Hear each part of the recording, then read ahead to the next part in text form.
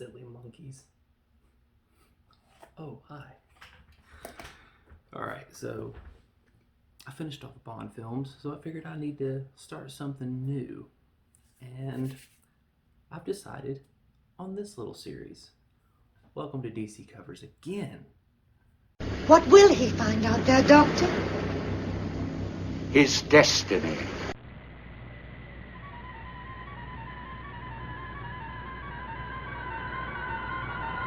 This whole thing is insane.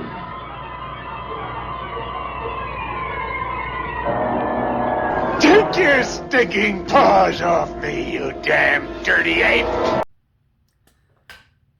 Yeah, you damn dirty apes. Yes, I'm covering the Planet of the Apes series.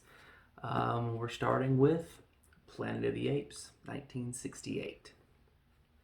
This was based on a novel by Pierre Boulle, French author. He also wrote The Bridge Over the River Kwai, which was another massive hit movie. The thing about this book, though, is Pierre Boulle actually thinks it's his weakest work. He didn't think it would make a good movie, but he sold him the rights anyway. So, yeah, it became a national phenomenon, is what happened. So he was wrong on that. And it's like, this movie's in under 2 hours. It's an hour and 55 minutes, and it's just so awesome. This whole series is awesome. It's directed by Franklin J. Schaffner, who actually, after this, went on to direct two absolute classics in Patton and Papillon. If you don't know what Patton is that movie, it's a war movie about General Patton, who everyone kind of copies a scene from it when Patton is standing in front of the humongous American flag, and he comes out and gives his speech. Papillon was a Dustin Hoffman film that was actually one of my dad's favorite films. So this dude went on to do some crazy good stuff. Like I said, this is based on a Pierre Boulle book, but the screenplay was written by none other than Rod Serling. Does he look familiar? He should. He is the host and writer of a lot of the Twilight Zone episodes. So, and this is a very Twilight Zone movie. But he wrote the original screenplay with Michael Wilson coming along and kind of revamping it, making it able to be within the budget, because that was the hugest problem. Is Rod Serling's vision was insane. Like, it was very close to the Planet of the Apes book, even with having the original ending. But he actually had the apes living in a sort of utopia with vehicles and a more modern style than what you see in the movie. It was more like 20th century Earth. So they were just not able to do it. They didn't have the budget, so they had Michael Wilson come in and kind of revamp the script, make them live in kind of these huts, lots of wood, archaic kind of caveman style almost, with a little more advancement to it. Kind of like modern tools, scissors, stuff like that. But he also added the political intrigue and the religious aspect of it. The book kind of covers a religious aspect, but the book is more to Rod Serling's vision, where these apes are living in a utopia, a much more modern Marvel, if you will. But our cast here is, we have Taylor, who is played by the incredible Charlton Heston. He is our main protagonist. If you don't know who Charlton Heston is, dude was in Omega Man, Soylent Green, Earthquake, Ben-Hur, 10 Commandments. Like, this dude is a classic 60s actor. He's so good. He's so good in everything he does. We also have Dr. Zira, played by Kim Hunter. We have Cornelius, played by Roddy Mcdowell. And Roddy Mcdowell should look a little familiar to you guys in my community, my horror community. That is Roddy Mcdowell from the original Fright Night. He played the TV host. He was actually one of the main protagonists in that as well. And one of our lesser protagonists is Nova, played by Linda Harrison, who was actually having an affair with the director at the time. And they actually ended up getting married. He divorced his wife, they ended up getting married, and they ended up having kids together. They did not stay together, but they were together for a while. There's really only one main antagonist in this movie, and that is Dr. Zeus, played by Maurice Evans. Now, notice I had some pictures of some of the apes and baboons and stuff like that here, and this movie was in 1968, so this makeup is incredible. Like, it looks so good. I mean, I watched it on Blu-ray, of course, because it's not out in 4K yet. So, of course, some of the more subtle stuff is noticeable on Blu-ray, such as the mouth. You can see the teeth are made of rubber. But, I mean, from 1968, this is crazy. To me, this has better special effects than Star Wars that came out in the 70s. Star Wars had very cheesy effects. I love Star Wars, for the record. I have a Darth Vader's lightsaber on my arm. But this was absolutely incredible. And I mean, of course, when they first started, the makeup took forever. But by the time they finished filming, in the 6 months they had it down to 3 hours. And like in the middle and later parts of this movie, you see a ton of extras. Now the extras have a little less makeup. Like they in the background, you see some of them that are kind of like, oh goodness, that kind of looks bad. But for the main people, man, it looks so good, and I love this. I mean, this is full on. I love this film. I've loved this film since I was a kid. I had 2 rabbits, one named Zero, one named Cornelius. I had a turtle named Caesar. Of course, Caesar is not mentioned in this movie at all, but he becomes a huge part. Now, there's some cool stuff that happened during the making of this film.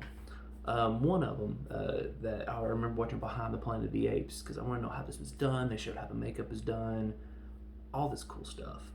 And like, there was a thing that it's a common story that in this movie, when they were making the movie during the 6 months they were making it, they couldn't remove the makeup on lunch and breaks and stuff like that. So everyone, the whole cast, all the extras had to keep the makeup on. And the thing is they noticed that there was segregation in the cast. The baboons would eat with the baboons, the chimpanzees would eat with the chimpanzees. And it was like, these people would just segregate, you know? And they asked Charlton Heston, was this something that they wanted to do to like kind of get the acting juices flowing? And even Charlton Heston was like, I don't know how this happened. Like, the humans would even eat with the humans. And he was, I don't know how this happened. I can't explain it, but it happened naturally. Like, they would just pair off into their own species. And it's like, that is crazy to think about. So, also, there was a chance that Charlton Heston wasn't going to do this movie. So they had someone else waiting in the wings. He was ready to go. He had already agreed to it, and that is Marlon Brando. The Marlon Brando, Godfather. I mean, come on, man, Streetcar Named Desire. Like, that handsome guy too. And he was actually in the wings, ready to play the role of Taylor. He was there, but Charlton Heston ended up doing it, which I'm glad he did. And another thing was Streetcar Named Desire. Kim Hunter was in Streetcar Named Desire. She was Stella. So they actually got to do the movie together anyway. And I've already talked about Serling's original vision. It was crazy. And then you have Roddy McDowell, this classic actor. People do not give him enough credit for how good of an actor he actually is. He is an amazing actor. If you watch the movie, if you watch it closely, you'll see that the apes, a lot of them will have little facial tics. Like, throughout the movie, you'll see them like move their mouth or wink or blink or kind of move their nose and stuff like that. And that was Roddy McDowell's idea. He was like, you should move parts of your face so the makeup doesn't just look like a mask. And it actually helped the movie, because you watch it and it's like these apes are having these facial tics, in which some apes actually do. So it worked out really well. He's an incredible actor. He was also known as a prankster on the set. Like he would on lunch breaks he would go out and drive out in the streets in his full-on ape costume and freak people out. So Roddy McDowell seems like a really fun guy. But all right, so I'm gonna give this movie. So this one's gonna be structured a little differently than what I did with Bond, because Bond was an action film. It was more like getting to the action beats in the story. This is, regardless on what you think of sci-fi and sci-fi movies, this is an extremely intelligent movie. And even watching it last night, it is very culturally relevant today. Like, and it still holds up as a great movie. But I'm talking, this has things like race relations, corruption in politics, corruption in religion mixing with politics. These are problems that are even here today, and it's just so culturally relevant. I couldn't believe how much was going on where I was like, man, that could be an issue today. We even have a kangaroo court scene. If you don't know what a kangaroo court is, it's basically an unofficial court, court hearing where the people who are holding the court know the outcome. It's like there's not going to be a jury, and they already know what they're going to do. They're just making this look good. And there is a kangaroo court scene. So, basically, the movie, we're talking about 4 astronauts. They are ANSA astronauts. All you got to do is switch the N and the A, and you have, or the N, the A, and the A and the S, and you have, or the N and A, and you have NASA. You do the N and the A, it's NASA. So they couldn't use the word NASA, so they just switched the letters, and it's ANSA. ANSA. There are 4 astronauts, 3 males, 1 female. And they're going where no man has gone before.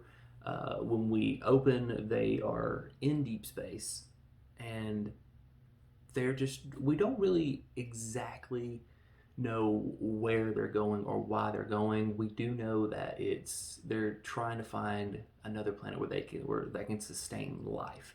There's even a line from Taylor later in the movie where he's talking about the female astronaut. She's like, oh yes, she was supposed to be our Eve. And so apparently they were supposed to repopulate with 3 guys and 1 chick. Now I would have chose 2 chicks, 2 dudes, but that's on them. So, but they are I think it's like 2773 or something like that. They're 1972 when it said Earth time 1972, current time 2773 or something like that. And so they are deep space. They have traveled through time, because he's talking about how he still looks young and everything. And so they go into cryo sleep. He goes back, he's laying on his bed, and basically they wake up to the ship crashing on a planet. And right before he gets out, you do see the clock where it is 3978. So they are in the year 3978. They are very old. And this is what sets up the entire film. This is why I actually went into that scene.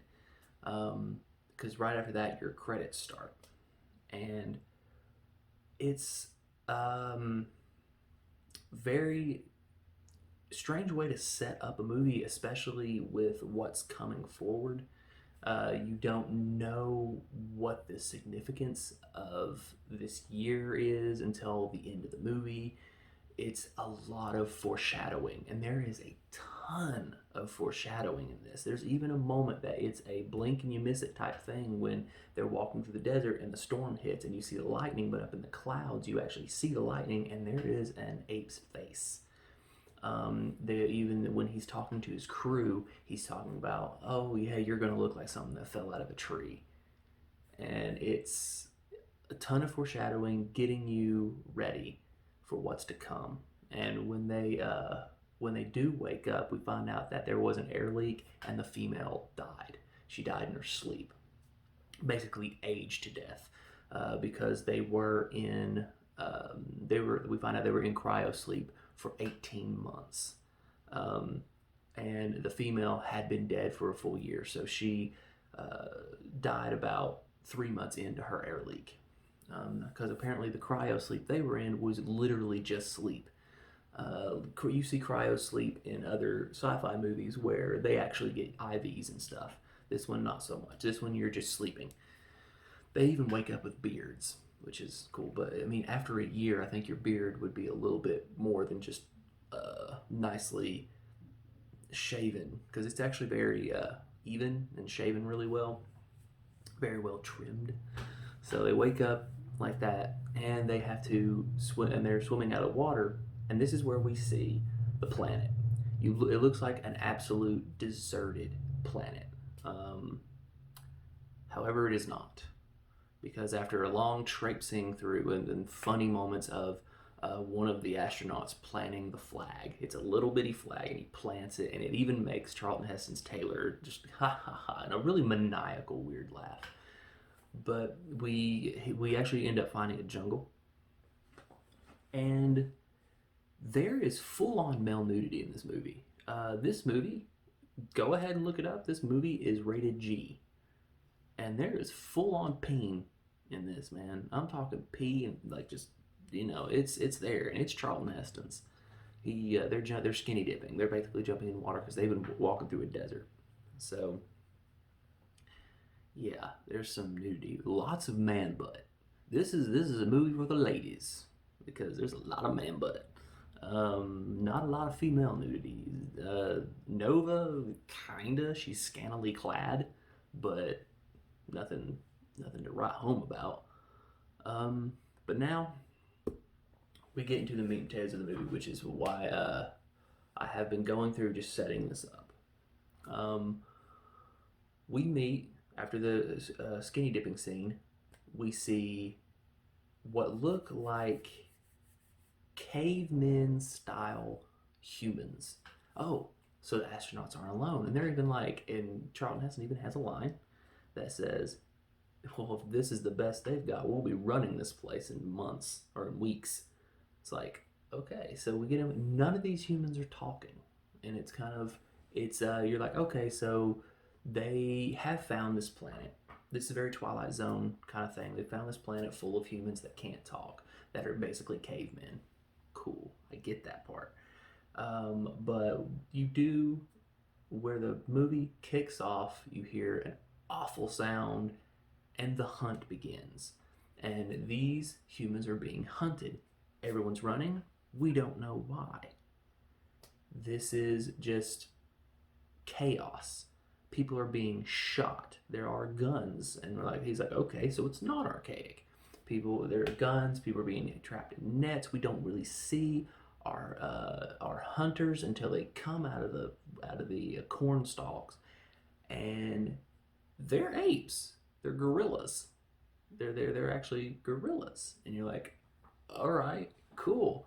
If you don't, the movie's called Planet of the Apes, so you know there's going to be some simians in here. But this is you find out that the apes are the antagonists. Like, okay, so this is a little weird. One of our buddies, one of our astronauts gets shot and killed. The African American, because that's the way it is. One of them gets hit on the head and thrown off a cliff, and then Taylor gets shot in the neck. And this is where the movie starts becoming because we see this scene. Yeah, they have hunted the humans, and they are posing with them. They stole some of they actually took some of them with them. Some of the humans with them. They killed some of them. You see later where they're hanging by their feet. This is kind of where it's just very odd because they are treated like animals, and there are several lines in the movie where where the apes are talking about, well, you're lower life forms. There's another one where he's like, you're the lowest on the food chain.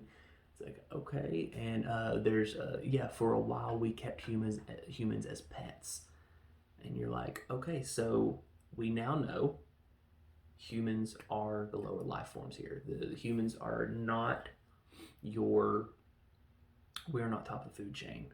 We are pets. We are animals. We are the deer. We are the game. Yeah. So it's like, okay, you look, this is a very, like, you gain your knowledge through this movie like very slowly, and this is why I love it. It's never boring. Well, take that back. There are some scenes that go on a little longer than they should. But yeah, it's kind of weird. And then you see that the apes are talking. The very first one is the posing scene that I showed you. They're like, "Oh yeah, you did a good job. Yeah, we got them." And you're like, "Wow, they're smoking cigars." You know, like, so this is a society of apes, and they are like, if you watch this movie, you're looking at it like, man, these apes are horrible. They're like, they're just so cocky and just awful, but they are not doing anything that humans don't do. So if you're watching this objectively, like, oh man, the Planet of the Apes, the apes are the antagonists. It's like humans are antagonists because they don't act any different than us. But we do find out that Taylor cannot talk because he was shot in the throat, but he's trying the whole time. He's actually trying to get a hold of Dr. Zira's pad so he can write. Several little moments like that. And he's trying to get her attention. He actually writes in the sand. They keep him in a cage and in a group cage in this moment, and he writes, "I can write," in the sand. And unfortunately, Dr. Zira never sees it. She's just like, oh, because the other, I guess, lesser humans kind of erase it, so he never sees it, and he gets in a fight. He has fights with one of them, not a big deal. He beats him up because he is smarter than this ape. And we see Zeus. This is where we find out that he may know something, because he sees that that Taylor has written something. He sees the W and the R, and he just looks at it, doesn't freak out. He isn't like, oh my God, this guy can write. What the heck? It's nothing like that. He just looks at it and erases it with his cane. And that's when we know that he knows something. Something's going on, something deeper. We do get a good first goosebump moment in the same way with the writing. The first goosebump moment is when he is hurt. He was burned during the fight, and he's acting hurt, and Dr. Zira gets a little too close. He grabs Dr. Zira, takes her pad and her humongous pen. I mean, it's like this. It's like that big around. It's huge. And he's like writing with it, and it's more like he's just kind of like, oh, let's see here. And it's and the pad of paper he has looks like the friggin' notebook from Blue's Clues. So he's all like, we're gonna get these apes like us because we're really smart. You know, he's like, it's great. And he ends up writing it, but he gets beat up. She takes it, and this is the first goosebump moment. And it did. It gave me goosebumps last night. She looks at the pad, and it says, "My name is Taylor." And she's just, he did that. And she's just immediately like, get me a leash and a collar now. I'm getting goosebumps now thinking about it. But, and that is your wow moment, you know. And then it even adds to it when Kim Hunter, the great Kim Hunter, see, this whole thing, everyone who's an ape has to act with their eyes. It's what Roddy McDowell says. Everyone had to act with their eyes. And she did a great job in this scene, because walks up, she's like, you wouldn't hurt me, would you? And it's just her eyes. She really is like sorrowful she's sorrowful that he's in there, and she is terrified. So it worked. And you wouldn't hurt me, would you? And he gets it, and you get your goosebump moment. So he still can't talk. He's just writing notes we have Zira and Cornelius in here. Now, Cornelius doesn't believe a word of it. He's trying to tell him, I come from out there. I had a ship that, so he's just writing down, I had a ship. And he was like, listen to me, you freaking monkey. God. You could tell he's getting like upset. And he's like, And one of the best parts that I remember as a kid is in this scene when he's talking about, he said, so how did you you fell here or something like that? You fell here? And he's like, not fell, flew. And Cornelius is like, flew? That's a scientific impossibility. There's no way you flew in here. And he builds a paper airplane and chucks it, and it flies. And Cornelius has a great moment where he watches it fall and then just goes, like, wait a second. And but Zeus comes in, finds the airplane, and she's like, what is this? He's like, it's a toy. It floats on air. And she's like, go ahead, try it. He's like, nah, crumples it up once again, showing that he knows something. Crumples that crap up, man. And it's good stuff. But they put him back in his cage, and he wakes up just in time to hear that they're going to gild him. If you don't know what gilding is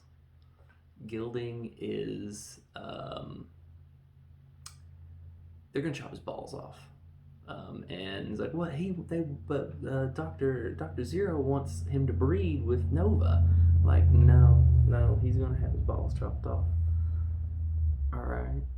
Then he's like, okay, well, I'm getting the hell out of here now. And he's just like, so he definitely escapes, and it's he beats up one of the apes and does escape, but he's running through this ape town. And here is where we find the humanity, and this is where I get to go on a rant. So he is living on a planet of humanoid apes. That's the best way to describe it. On his run, he escapes. He runs into an ape funeral that is much like that of our own, where the apes are sitting down, there's a casket, and we have what looks like a preacher giving a sermon of, he was a great ape, and this is one of those things where they do a lot of great quotes, such as, when Taylor's trying to speak, what they say, human see, human do, and stuff like that. Cool. But he's going through, he sees the funeral, he gets caught by a little kid, but it's like, you're like, okay, that's exactly what a funeral wars look like. And he goes to a museum where we see many artifacts and humans posed in horrific ways, like showing that humans are violent, much like what we have in the extravagant museums that we have, where the saber-toothed tiger is always looking like he's about to pounce and be a predator. That's what we see in the humans. So this is one of those moments where it's like the government, the scientists are trying to get the message out that humans are dangerous. You should be afraid of humans. Whenever you see a human, run. Unless you have a weapon, in that case, kill it. And it's you get imagery like this throughout the whole entire movie. Just like, okay, humans are bad, humans are bad, humans are bad. We get reasons why. Don't worry. But when he's in the museum, we do get this awful scene. Yeah, that's that guy with the weird eyes. That is one of the astronauts, the African American one that was killed. So they took him and posed him in a museum. And that's not really all we get. So he's running, he's running. He's going to get out. But he is captured, and we get his first words, which is, Take your stinking paws off me, you damn dirty ape! yeah. Get your stinking paws off me, you damn dirty ape. Probably the most famous line in the movie. So now all the apes are shocked. They're like, oh, he can speak, which is something that no human has ever done. They're like, okay, he's weirdly domesticated. And that's what all the scientists are trying to prove, that you can domesticate humans. And the other apes, the scientific leaders and the religious leaders are like, we can't let them prove this. This is not going to work. And we're still thinking, oh, but why? why are you so afraid of humans? And it's coming. Apparently he doesn't shut up, much like myself, because while he's talking, he's talking through the whole movie. Charlton Heston is just talk through this whole movie. That's a lot of lines. And he's talking to Nova, and Nova actually puts her hand over his mouth, like, okay, you can stop talking now. And she's never heard a human talk before, and she's just like, all right, enough. And he's like, yeah, sorry. But they come in and split up Nova, and then we get another very famous line from the movie when they're hosing him down with a fire hose, which is, It's a madhouse! A madhouse! yes, the madhouse line. It's a madhouse. A madhouse. Yeah, it's a good one. We do, after this is where it gets to the Kangaroo Court scene. Now, the Kangaroo Court scene is one of the scenes I talked about earlier that went on a little longer than it should have.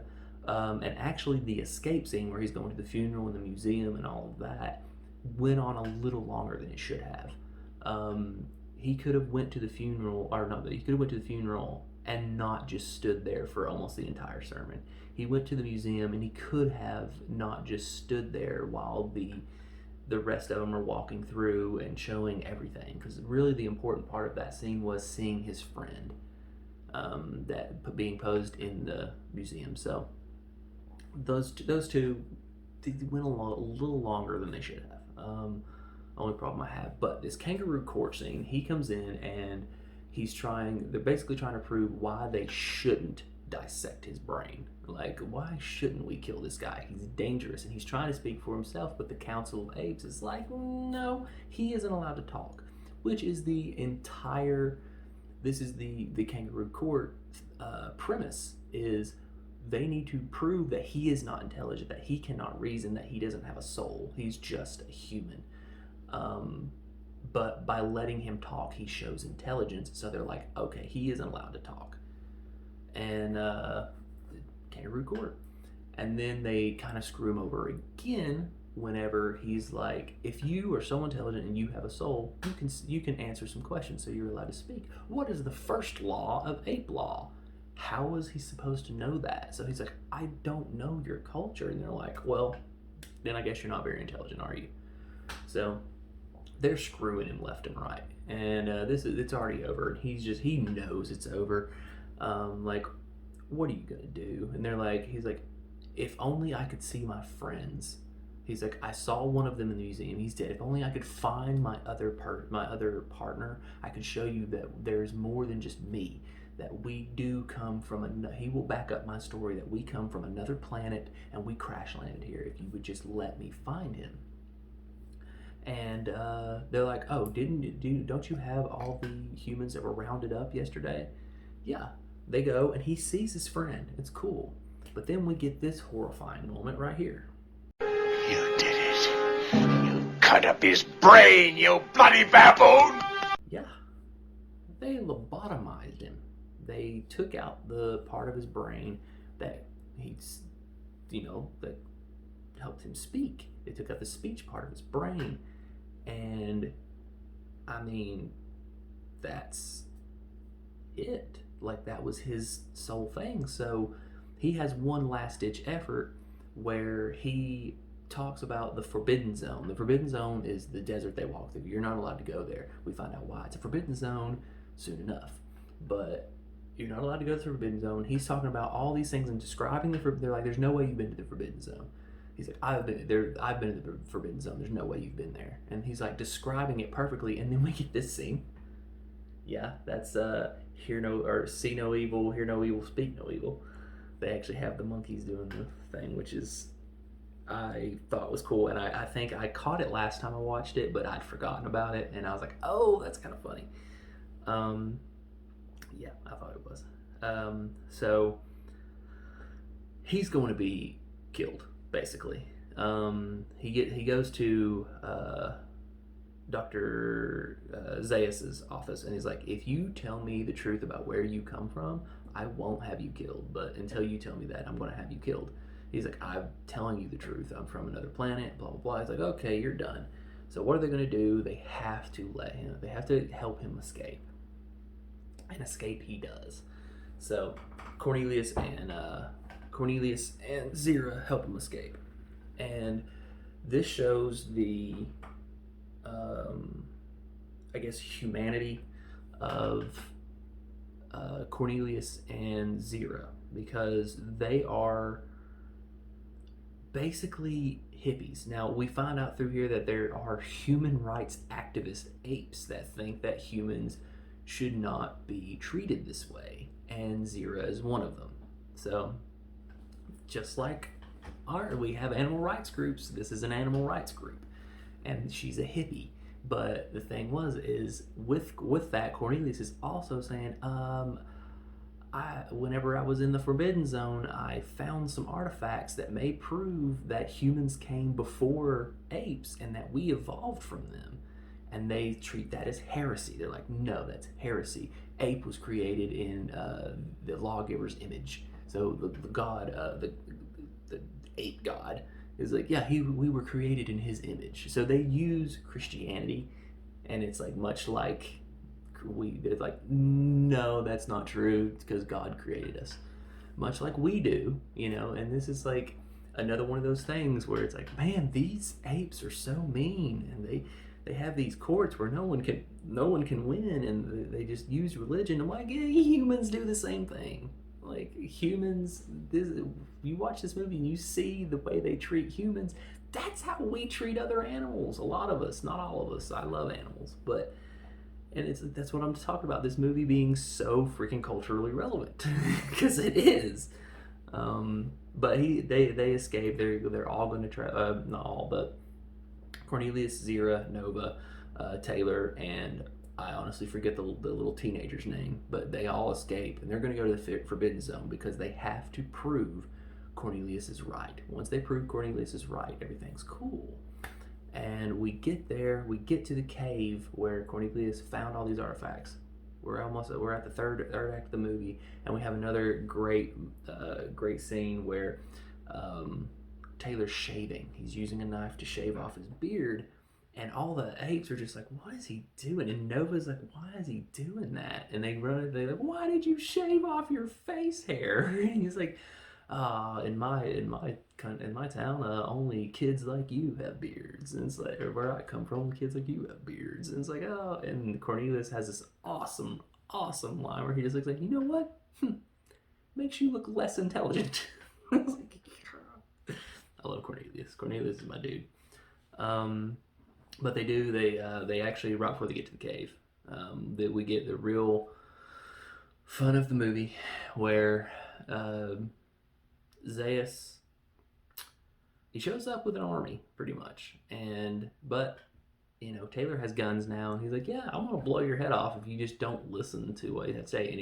And if Cornelius can prove the existence that he says is happening, you cannot try him for heresy. You have to let him go, and you're gonna let me go anyway. He's like, yeah, whatever, let's go to the cave. And they find a baby doll and a bunch of other artifacts, and he's just pissing away all of it. So he's like, it's not that, it's not that, no, that's not what that is, and there's no reasoning with this guy. Much like some politicians, religious leaders, you can't reason with this guy. He's right no matter what proof you show him. He's just like, no, it's not right. They find the baby doll, and he's like, yeah, my granddaughter plays with human baby dolls, so what? And it's like, that doesn't prove anything. It's like, oh man, but they actually, Nova touches the baby and it says mama. And he's like, yeah. And finally Taylor takes it. He's like, yeah, but does your granddaughter have a baby doll that can talk? And it's like, that's when it's like, dun dun dun, okay, this is it. All right. And he gets out, but he actually has to escape by taking Zeus hostage. He's like, yeah, you're gonna get me food and water for 2 weeks, or food and water for a week for me and Nova, a gun, some more ammo, and a horse.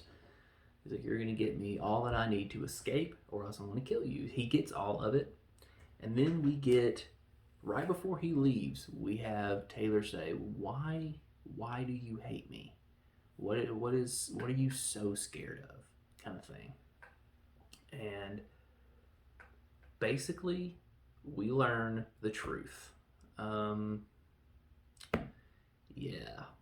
We get not really an answer, but he's like, Cornelius, take the scroll out of my pocket. Scroll, they have basically what is a Bible. Read this verse, and this is what we get. And it's a long one, but it's such a good little speech that I want to play it in its entirety. So check it out.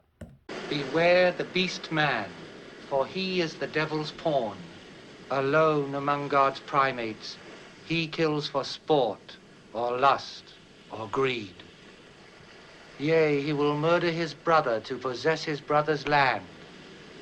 Let him not breed in great numbers, for he will make a desert of his home and yours. Shun him. Drive him back into his jungle lair, for he is the harbinger of death. Yeah. Yeah. That is Beware the Beast Man. And it's a great speech. None of it is actually wrong, but we find out pretty much that it's true. Man was here first, but he destroyed the world. He destroyed what the Forbidden Zone is radiated as a radiated area. You can't really go in there because the radiation's so bad, and so they have destroyed this planet, and the apes are trying to hide the fact that the humans came first because we don't want humans to have rights. We don't want this to happen again, so we need to eradicate the humans. That way the Earth can survive. And that's the whole thing.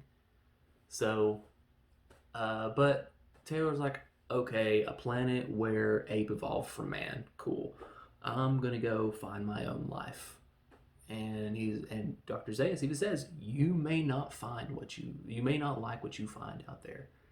Just to let you know. I was like, all right, whatever, dude. And then he has a great little back and forth with the teenager, and he has this line. I still say you're making a mistake. That's the spirit. Keep 'em flying. What? The flags of discontent. Remember, never trust anybody over 30. Yeah, don't trust anyone over 30. This is great. He's saying goodbye to everybody, shakes Cornelius's hand, even though Cornelius has never shook a hand before in his life. And and then he has this one. He kisses Zira, and it's great. Here's your little Doctor, I'd like to kiss you goodbye.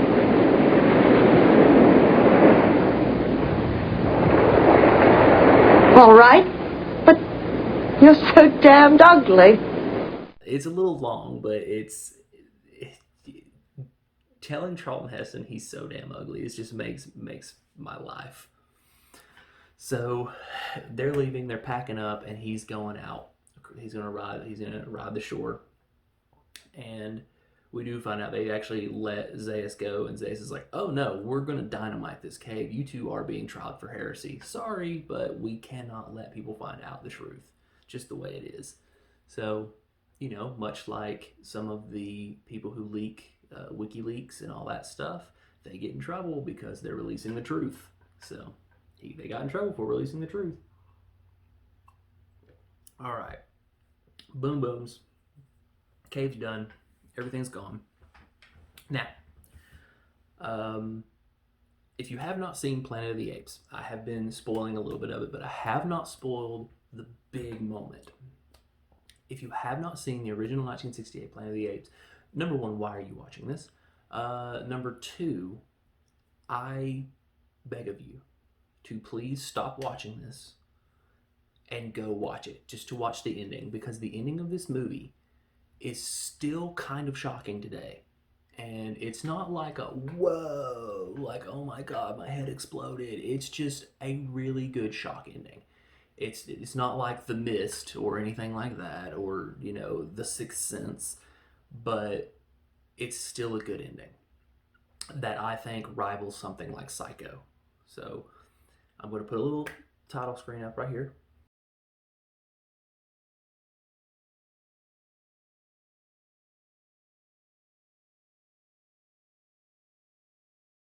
Okay. I'm going to go ahead and spoil it. Now, they're going down they're going down the shore, and they see something that kind of makes Taylor a little emotional. He has the very overacting line delivery. It's just very, very overacted. But what he sees and what you hear is this. You maniacs! You blew it up! Oh, damn you! God damn you all to hell! So he has found the Statue of Liberty, and it has been destroyed. It has been melted. And he has the "you blew it up." So your whole twist ending is that he has been on Earth the entire time. And he is just in the future when man has finally destroyed the Earth he lived on, and the apes have taken over. And that is your end of the movie. That actually where the credits roll. The credits do not roll with music. The credits roll with the sound of the waves. So very shock ending. I love it. But so that's the end of Planet of the Apes. I love that movie. I'm still going to give ratings. There won't be a body count or anything like that. But the rating for this is a 9.5 out of 10. Damn near perfect movie. What kept it from being perfect was some of the acting was suspect and the two scenes that went on a little longer than they should have. But 9.5 out of 10 because this movie is incredible, still culturally relevant, super awesome. I love it.